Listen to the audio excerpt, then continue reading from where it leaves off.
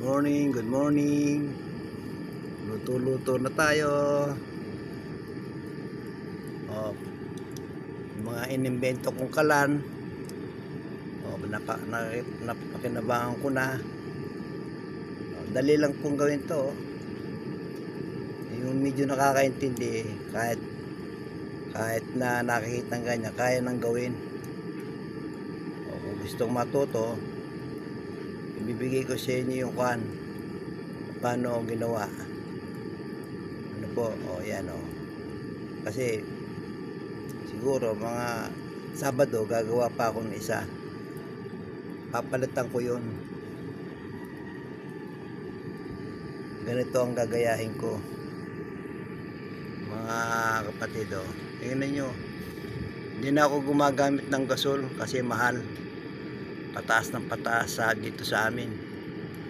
Kaya ito yung aking improvise super kalan, wood po, wood. Hindi na use oil, kasi use oil po ay mahirap na rin hanapin, mahal pa, nagmamahal. Kaya ginawa ko, kahoy na lang, pupulutin mo na lang sa mga sa mga subdivision, doon lang ako namumulot. Ayan po, dali naman po itong kuanin. Halimbawa, ayan. Ganyan lang paglalagay.